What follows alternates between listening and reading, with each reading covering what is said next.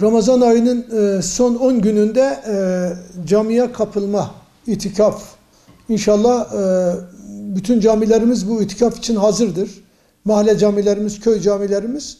Özellikle Ulu Cami, Kalealtı Camii ve 4. etap Toki Camii. Bunlar da o itikafa giren kardeşlerimiz için yardımcı olunacak. İmamlarımız bundan haberi var. Ama bunun dışında da Ramazan'ın son 10 gününde camilerimizin hemen hemen tümü itikaf için hazırdır. İtikaf Ramazan'ın son 10 gününde camiye girip kendimizi ibadete verip tefekkür edip düşünüp günahlarımızı hatırlayıp gözyaşı döküp tövbe istiğfar içine girmek, zaruri ve mecburi durumlar dışında camiden çıkmamak demektir. İşte ihtiyacını, abdest için ihtiyacını karşılar. Ondan sonra camide durur.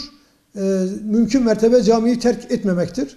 Camiye girerken niyet ettim Allah rızası için itikafa girmeyi. Ya Rab bunu benden kabul eyle diye niyet getirip o şekilde camilerimizde itikafa girebiliriz. Hazreti Peygamber aleyhissalatü vesselam Efendimizin hayatını Hazreti Ayşe validemiz şöyle bize hatırlatıyor. Buyuruyor ki Ramazan ayı girdiği zaman diğer aylara nazaran Hazreti Peygamber kendisini daha çok ibadete verirdi. Ramazan'ın son 10 gününde ise o 20 günden daha da fazla kendini ibadete verir. Ve tamamen düşünür, tefekkür eder. Tefekküre dalardı Hazreti Peygamber. Ve Hazreti Ayşe validemizden yine rivayeten Hazreti Peygamber bazen akşam yatağında yatardı. Ondan sonra bir zaman sonra bakardım ki Hazreti Peygamber yatakta değil, kalkmış, uyanıktır, kıyamdadır, kıraattedir, rükudadır, secdededir. Elini Rabbine açıp dua etmektedir. O şekilde Hazreti Peygamber'i görürdüm. Ve ben Hazreti Peygamber'e derdim ki ya Resulallah, Cenab-ı Hak senin bütün geçmiş günahlarını affetmiş. Sen alemlere rahmet olarak gönderilmiş Allah'ın Habibi ve Resulüsün. وَمَا اَرْسَلْنَاكَ اِلَّا رَحْمَةً لِلْعَالَمِينَ. Seni ancak alemlere rahmet olarak gönderdik. Ayet-i kerimede Hazreti Peygamber'i Cenab-ı Hak o şekilde bize hatırlatıyor.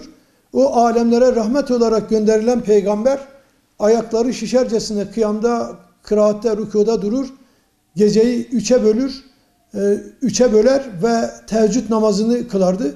İşte biz de bu itikafa girerek, onları düşünerek o şekilde Ramazan'ın son 10 gününde Hazreti Peygamber'in sünnetidir. O sünnetini ihya etmeye çalışalım. Hatta Hazreti Ayşe, ya Resulallah Cenab-ı Hak gelmiş geçmiş bütün günahlarını affetmiş dediği zaman Hazreti Peygamber Hazreti Ayşe validemize şöyle buyurmuştur. Ben Allah'a şükreden bir kul olmayayım mı?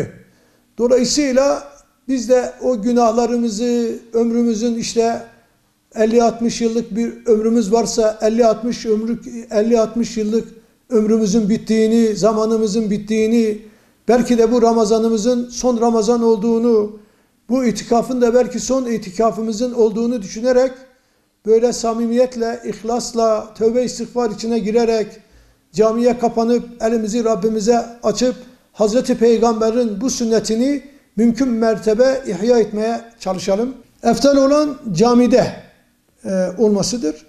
Yani mümkün mertebe camide itikafa erkeklerin girmesi.